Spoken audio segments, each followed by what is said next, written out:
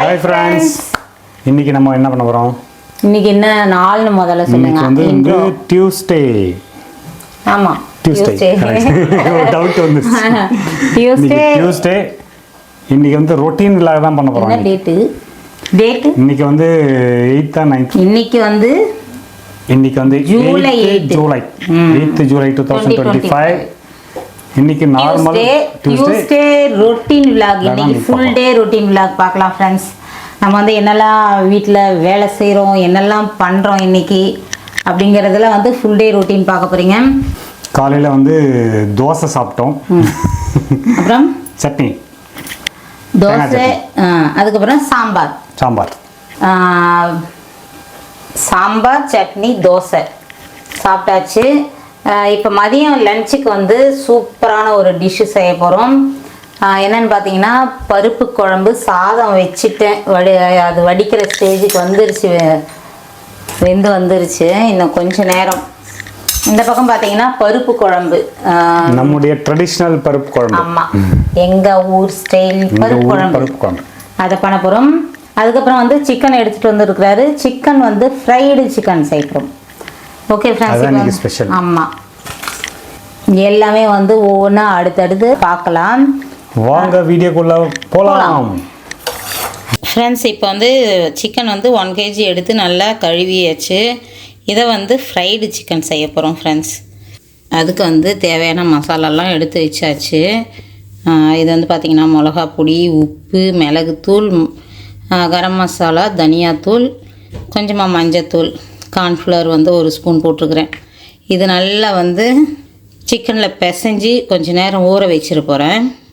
பருப்பு குழம்புக்கு வந்து நான் துவரம் பருப்பு கொஞ்சம் போட்டிருக்கிறேன். தக்காளி ஒரு 4 காஞ்ச மிளகா. இதை வந்து நம்ம வேக வச்சு எடுத்துகிட்டு போகிறோம். இந்த பக்கம் சாதம் வெந்துருச்சு, வடிச்சிடலாம். இப்போ வந்து டீ போட்டுடலாம் ஃப்ரெண்ட்ஸ். இன்றைக்கி வந்து சமையல் கொஞ்சம் லேட்டாக தான் ஆரம்பிச்சிருக்கிறேன். டீ குடிச்சிடலாம். அதுக்குள்ளே வந்து குக்கர் அந்த பருப்பு வெந்துடும். நம்ம டீ குடிச்சிட்டு வரதுக்குள்ளே சிக்கன் வந்து ஊற வச்சாச்சு.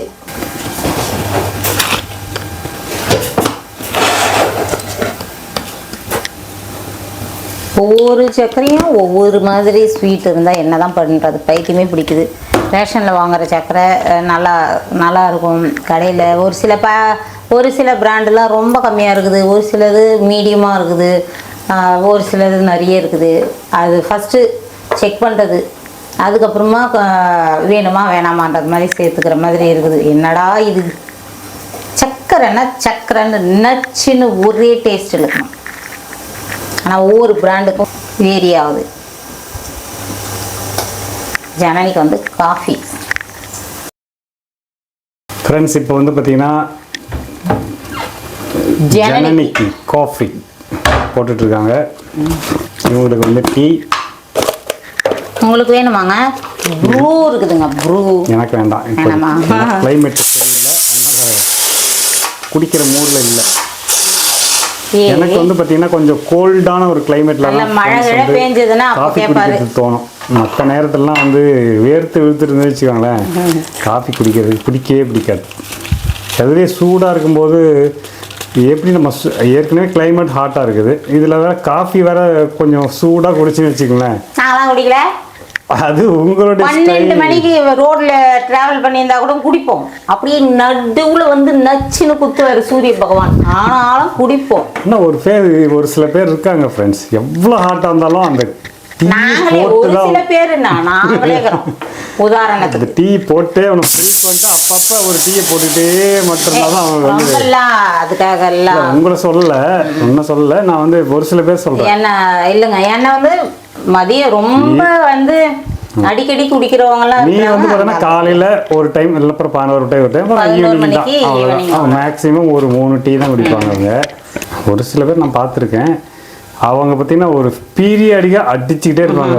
ஒரு 2 hours ஒன்ஸ் அப்புறம் சாப்பிட்றவங்களாம் இருக்காங்க. ஆஃபீஸில் ஒர்க் பண்ணுறவங்க யாராவது பண்ணுவாங்க, அந்த அளவுக்குலாம் இல்லை. அவங்களுக்கு அதை போட்டே ஆகணும். அப்போதான் அது எப்படி தம் அடிக்கிறாங்க. நைட்டில் முழிச்சிட்டு படிச்சுட்டு அந்த மாதிரி இருந்தாங்கன்னா அவங்களுக்கு போட்டு கொடுத்துட்டு நானும் அதில் அடிப்பேன். அந்த மாதிரி எக்ஸ்ட்ரா ஒன்று எப்பயாவது ரேராக தான் ஃப்ரெண்ட்ஸ் குடிப்பேன். அப்படியே இருந்தாலுமே வந்து அவங்களுக்கு கலந்து கொடுத்துருவேன். இப்போ வந்து மோஸ்ட்லி ஜனனியே வந்து படிச்சுட்டே இருந்தாலுமே அவளே கலந்துக்கிறா. முன்னாடிலாம் நான் போட்டு கொடுக்குற இதில் வந்து நானும் சரி கொஞ்சம் குடிக்கலாமான்னு குடிப்பேன். இப்போ அவள் என்னன்னா நான் வேணும்னா நானே கலந்துக்கிறேம்மா நீ தூங்குமா அப்படின்னுருவா. அதால் வந்து நம்ம தூங்கிடுவோம், இல்லை சரி வேணான்னு விட்டுருவோம், அவளை வந்து கலந்து குடிச்சிருவோம். அந்த மாதிரின்றதுனால நைட்லேயும் ரொம்ப இப்போ குடிக்கிறது இல்லை.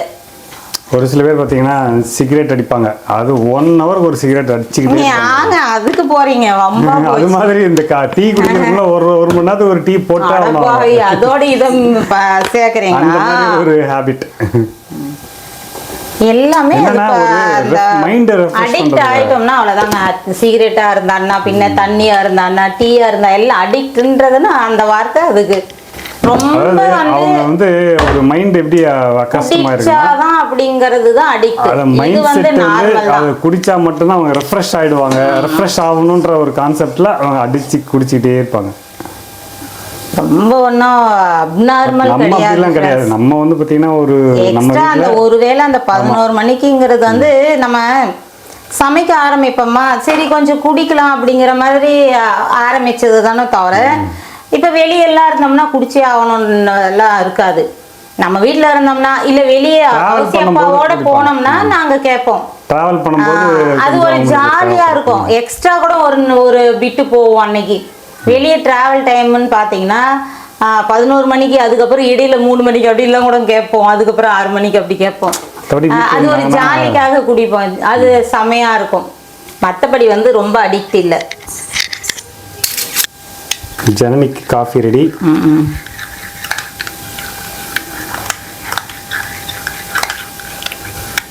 வித்தியாசமா கப்புங்க கலெக்ஷனு அந்த மாதிரிலாம் வந்து ஜனனி வந்து எங்க வீட்டுல எப்பவுமே ஒரு ஸ்பெஷலிஸ்ட். அவருடைய டேஸ்ட் டிஃபரெண்டா எல்லா விதத்துலயுமே வந்து டிஃபரெண்டான ஒரு டேஸ்ட். கௌசி மாதிரி இருக்க மாட்டா, அவ வேற மாதிரி தான். சரி அவளுக்கு கொடுத்துட்டு வந்துடலாம் அதுக்கப்புறம் அடிக்க. ஸோ இப்போ இவங்களுக்கு டீ ரெடி ஆயிடுச்சு. டீ இப்போ வந்து அடிக்கிறாங்க. டீ குடிச்சிட்டு வந்துடலாம். அதுக்குள்ளே வந்து கரெக்டாக பருப்பு ப்ரெஷர் இறங்கிடும், வந்து டக்கு டக்குன்னு சமைச்சிடலாம். ஃப்ரெண்ட்ஸ் இப்போ வந்து நம்ம ஃப்ரைடு சிக்கனுக்கு ரெடி பண்ண போகிறோம். இங்கே பார்த்தீங்கன்னா மசாலா ஊற வச்சாச்சு. கொஞ்ச நேரம் ஃப்ரிட்ஜில் வச்சுருந்தேன் ஃப்ரெண்ட்ஸ். ஒரு 1/2 hour இருக்கும் ஃப்ரிட்ஜில் வச்சுருந்தேன். நல்லா மசாலா இறங்கிடோன்னு. இது வந்து மைதா. இப்போ வந்து நம்ம மசாலா நல்லா இறங்கியிருக்கும். அப்படியே 65 போட்டு சாப்பிட்டாலும் செம்ம டேஸ்ட்டாக இருக்கும். இப்போ நம்ம என்ன பண்ண போகிறோம்னா ஒரு பீஸ் எடுத்துட்டு அப்படியே மைதாவில் நல்லா வந்து அழுத்தி எடுத்துக்கலாம்.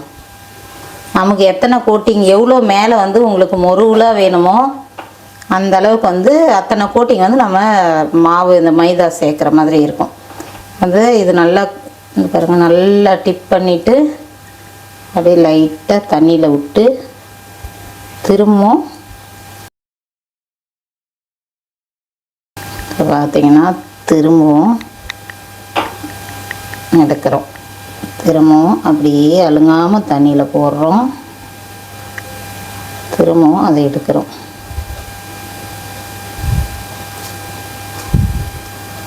அவ்வளோதான் ஃப்ரெண்ட்ஸ். நம்ம மேலே வந்து எவ்வளோ நிறைய மாவு வேணுமோ அந்த அளவுக்கு நீங்கள் தண்ணியில் ஒரு முறை இதில் ஒரு முறை அப்படின்னு டிப் பண்ணி எடுத்துக்கலாம். ஓரளவுக்கு இருந்தால் போதும்.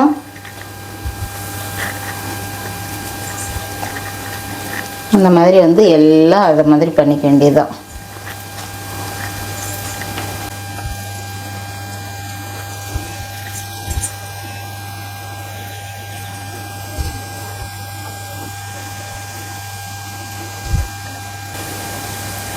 எனக்கு ஒரு டவுட்டு, மைதாவோட ஒரு ப்ராப்பர்ட்டி என்னன்னா கொஞ்சம் வளவளப்பு தன்மையாக இருக்கும். எண்ணெயில் பொரிக்கும் போது முருவலாக வரும் வந்துடுங்க மாவு. ஆமாம், கார்ன்ஃப்ளோர்னா இன்னும் ஒரு மாதிரி தண்ணியில் கரைச்சி பாருங்க. மைதா விட ரொம்ப அப்படியே குழனே இருக்கும். நம்ம இப்போ சூப்புக்கெல்லாம் ஊற்றுறோம் பாருங்க எப்படி இருக்குது. ஆனால் நம்ம பொரிக்கும் போது என்ன ஆகும்னா அது அப்படியே முருவலாக மாறும் சூப்பராக.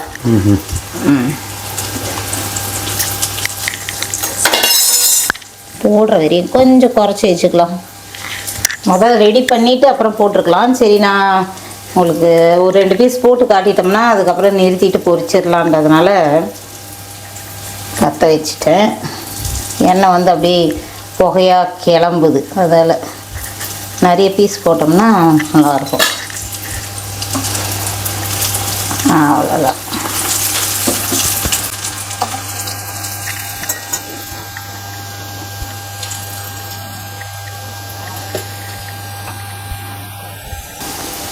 அதான் ஃப்ரெண்ட்ஸ், இந்த மாதிரி வந்து எல்லா பீஸும் போட்டு எடுத்துக்க வேண்டியது தான்.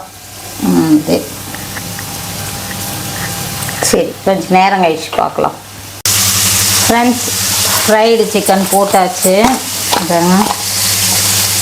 போதும், இந்த அளவுக்கு வந்து பசங்களுக்கு வரையும் போட்டுக்கிட்டேன். இது வந்து அந்த அளவுக்கு எனக்கும் பிடிக்காது, கவுசியப்பாக்கும் பிடிக்காது ஃப்ரெண்ட்ஸ். பசங்களுக்கு வரையும் கொஞ்சம் போட்டுட்டு கொஞ்சம் அப்படியே சில்லி சிக்கன் மாதிரி போட்டுட்டேன். இன்னும் 2 பீஸ் மட்டும் இருக்குது, இது வரையும் போட்டுட்டு மீதி இதெல்லாம் வந்து சில்லி சிக்கன் தான் போட போகிறேன்.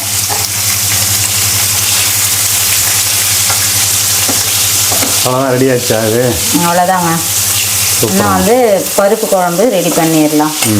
இது ப்ரெஷர் எப்படியோ இறங்கிருச்சு. இந்த வேலையை பார்த்துட்டு இருக்கப்போ அது பண்ண முடியல. ஆமாம், அது இடையில பண்ண முடியல. இதில் வந்து பார்த்திங்கன்னா பருப்பு எந்திரிச்சு கொஞ்சமாக புளி போட்டு இது பிளெண்ட் பண்ணிக்கிறேன். ரைட், அவ்வளோதான் ஃப்ரெண்ட்ஸ். இதை கொஞ்சம் போட்டுட்டு பருப்பு வந்து பிளெண்ட் பண்ணியாச்சு. தாளிக்கணும். தாளித்து ஊற்றிட்டு கொதிச்சதுன்னா ரெடி.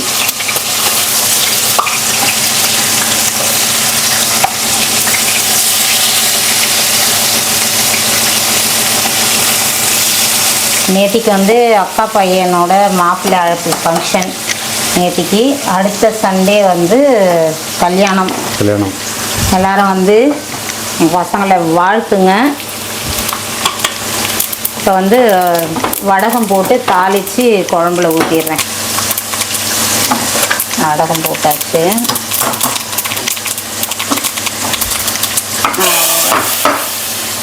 கருவேப்பிலை போடலாம் இல்லையா? கருவேப்பிலை கழுவி போட்டுடுறேங்க. எண்ணெய் காஞ்சிருச்சு, கருவேப்பிலை எடுத்து தரல, அது அப்புறம் போட்டுருவேன் நான். அவ்வளோதான்.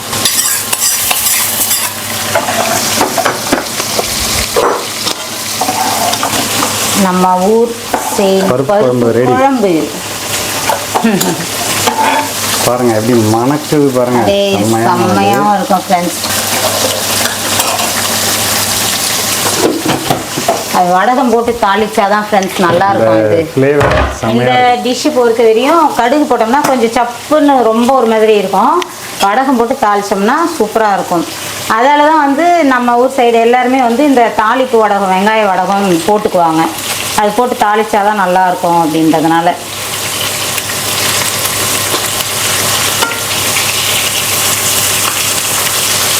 அவ்வளோதான். இன்னைக்கு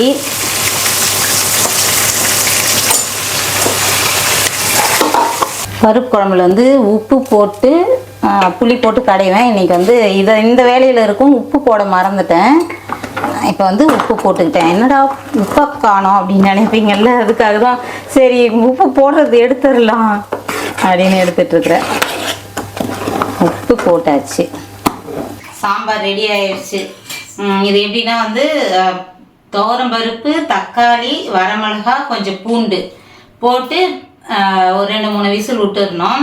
அதுக்கப்புறம் அதை எடுத்து புளி உப்பு போட்டு நல்லா பிளெண்ட் பண்ணிவிட்டு இல்லை கடைஞ்சிட்டு நல்லா கொதிக்க விட்டுருணும் ஃப்ரெண்ட்ஸ். உங்களுக்கு தேவையான அளவுக்கு தண்ணி எந்த அளவுக்கு உங்களுக்கு வேணுமோ அந்த அளவுக்கு வந்து ஒரு சிலர் வந்து ரொம்ப திக்காக வேணும் அப்படிம்பாங்க, ஒரு சிலர் தண்ணியாக இருந்தால் பிடிக்கும்.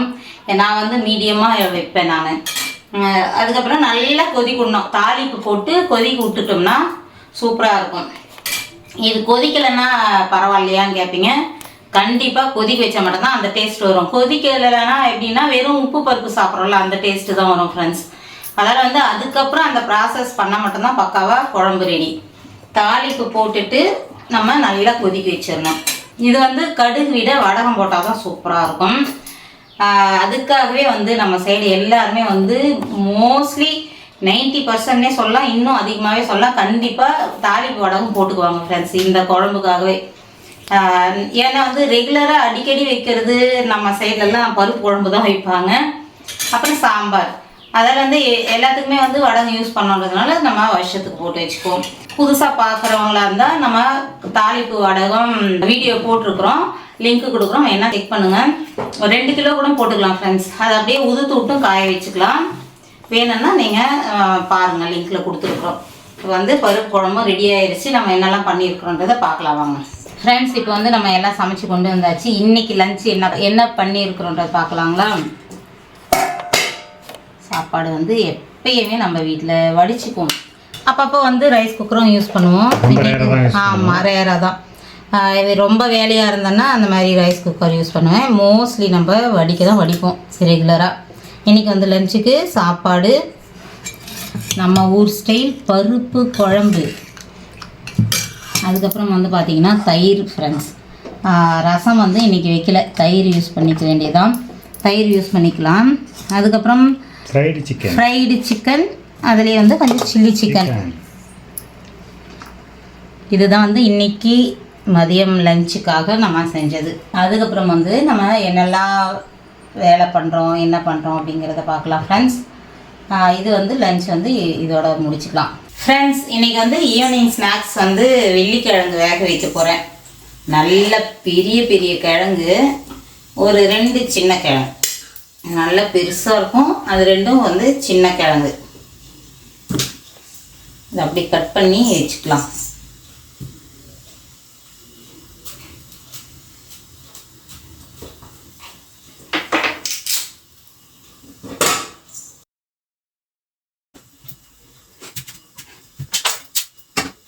கீழே வந்து இட்லி பாத்திரத்தில் தண்ணி ஊற்றிட்டேன்.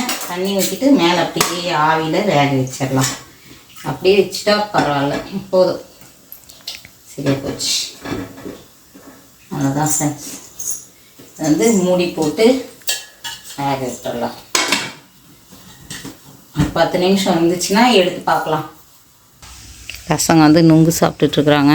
வந்து ஆல்மோஸ்ட் முடிஞ்சிச்சு. இது வந்து எனக்கு தெரிஞ்சு லாஸ்ட் இந்த இயர்ல வந்து லாஸ்ட் நம்ம தான் இருக்கும் அப்படின்னு சொல்ல முடியாது. கிடைக்கூட தான் கிடைக்கலாம், பார்க்கலாம். ரேர் தான், ரொம்ப ரேராக தான் எடுத்துட்டு வராங்க. இந்த வருஷம் இங்கே சரியாகவே நுங்கு கிடைக்கல. செங்கல்பட்டில் இருந்த வரையும் செம்மையாக சாப்பிடுவாங்க ஃப்ரெண்ட்ஸ். வாங்கிட்டு வந்துட்டே இருப்போம். சென்னையில் இருக்கும்போது கூட நிறைய சாப்பிட்டோம் ஃப்ரெண்ட்ஸ். அந்த ஒரு வருஷம் கூட நிறைய நுங்கு சாப்பிட்டோம்.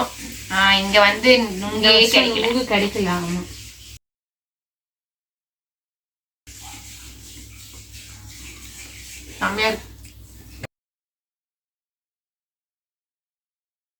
ஃப்ரெண்ட்ஸ், வெள்ளிக்கிழங்கு வந்து நல்லா வெந்துருச்சு.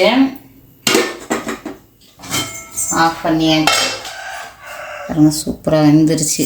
நல்லா அந்த இதை எடுத்துட்டு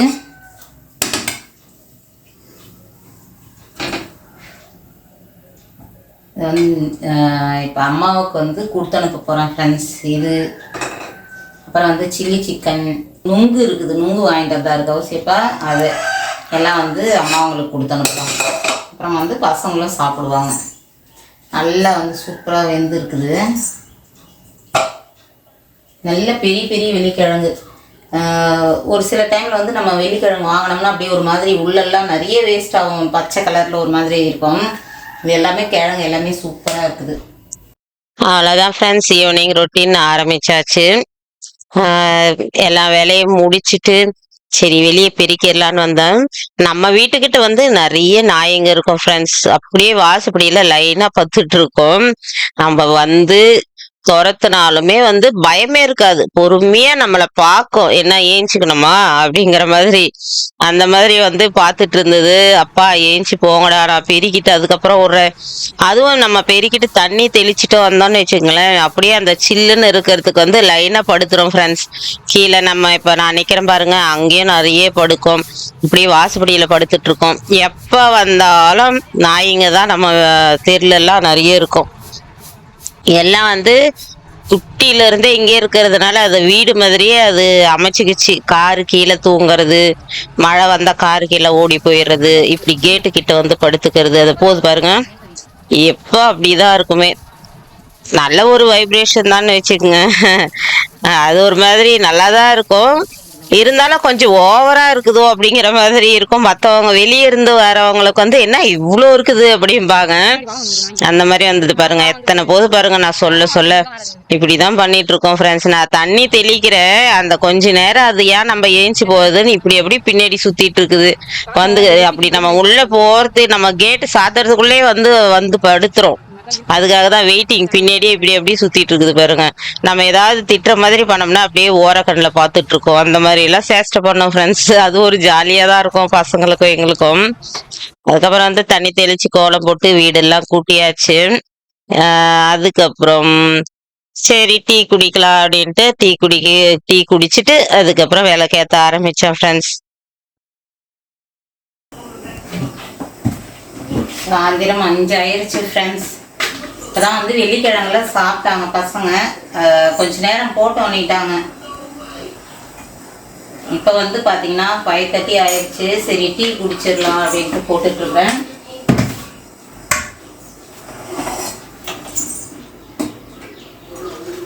எப்பயும் போல ஜனனிக்கு காஃபி போட்டுடலாம்.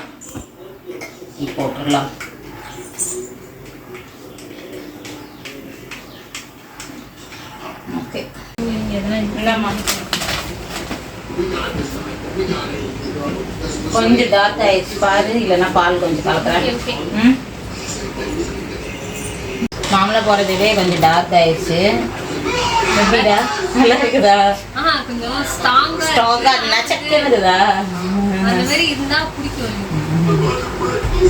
அப்படியே அந்த பால் ஆடெல்லாம் எடுத்து போட்டுக்குவா ஃப்ரெண்ட்ஸ். மேலே காஃபி கலந்துருவா. அந்த ஆடை அது எல்லாமே பிடிக்கும். கௌசிக்கு எனக்கு ஒரு துளி இருந்தாலும் வாமிட் வர மாதிரி ஆகிடும். ஆனால் அந்த ஆடை அவள் ரொம்ப விரும்பி சாப்பிடுவாள். கௌசிப்பாவும் அதே மாதிரி தான். 2 பேருக்கு வந்து அந்த பால் ஆடை பிடிக்கும். எனக்கு கௌசிக்கு சுத்தமாக பிடிக்காது ஒரு துளி இருந்தாலும். சின்ன வயசுலேருந்தே சாப்பிட்டு பழகிட்டு காஃபி கலந்துட்டு அந்த ஆடை கொஞ்சம் போட்டுட்டு தான் வருவாளே.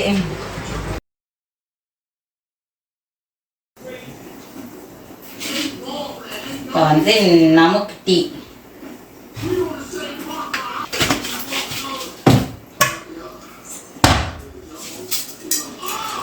பால் வந்து காலி ஆயிடுச்சு. இன்னும் கொஞ்சம் 1/4 டம்ளர் தான் இருக்கும்.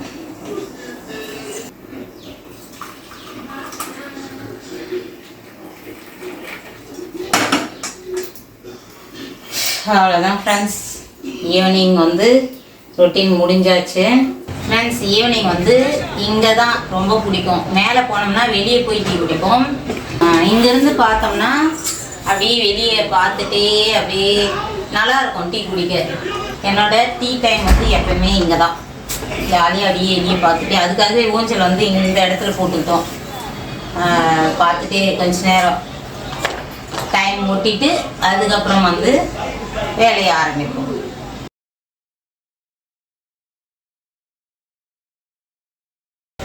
இன்னைக்கு ஈவினிங் ஸ்நாக்ஸ் வந்து சூப்பராக வெள்ளிக்கிழங்கு நல்லா சுட சுட சாப்பிட்டோம். சூப்பராக இருந்துச்சு. அதுக்கப்புறம் வந்து ஒரு 1/2 hour பிரேக் விட்டுட்டு அதுக்கப்புறம் தான் டீ குடிக்கிறோம். உடனே வந்து ஹெவியாக இருந்த மாதிரி இருந்தது கிழங்கு சாப்பிட்டதும். இப்படி வந்து ஈவினிங் ரொட்டீன்லாம் முடிச்சுட்டு கொஞ்ச நேரம் டீ குடிச்சிட்டு ஒரு 2 நிமிஷம் உட்காந்துட்டு இருந்தேன். அதுக்கப்புறம் வந்து விளக்கேற்றலாம் அப்படின்ட்டு கிளம்பியாச்சு ஃப்ரெண்ட்ஸ். அவ்வளோதான். இங்கிருந்து பார்த்தீங்கன்னா நைட் ரொட்டீன்டா அப்படிங்கிற மாதிரி ஆகும். விளக்கேற்றிட்டு வத்திலாம் காட்டிட்டு கொஞ்ச நேரம் அப்படியே டிவி பார்த்துட்டு இருந்தேன். அதுக்கப்புறம் வந்து நைட்டு என்னன்னா மதியம் வச்ச குழம்பு எல்லாம் இருந்தது. அதுக்கப்புறம் நைட்டுக்கு தோசை போட்டு சாப்பிட்டாச்சு. இவ்வளவுதான் ஃப்ரெண்ட்ஸ் இன்னைக்கு ரொட்டீன். இப்படியே தான் ஓடிட்டே தான் இருக்கிறோம் ஒவ்வொரு நாளும். வேலை அதிகமாவதோ தவிர கம்மியான படம் இல்லை. ஓகே ஃப்ரெண்ட்ஸ், இந்த வீடியோ வந்து இதோட முடிச்சுக்கலாம். இந்த வீடியோ பிடிச்சிருந்தா லைக் பண்ணி ஷேர் பண்ணி கமெண்ட் பண்ணுங்க. மறக்காம நம்ம சேனலை சப்ஸ்கிரைப் பண்ணிங்க. புதுசா பாக்குறவங்க கண்டிப்பா சப்ஸ்கிரைப் பண்ணிங்க. வீடியோ நிறைய பேர் வந்து சப்ஸ்கிரைப் பண்ணாம தான் பாக்குறீங்க. அவங்களாம் வந்து சப்ஸ்கிரைப் பண்ணா கொஞ்சம் நல்லா இருக்கும் ஃப்ரெண்ட்ஸ். பாய். அடுத்த ஒரு நல்ல வீடியோல பார்க்கலாமா?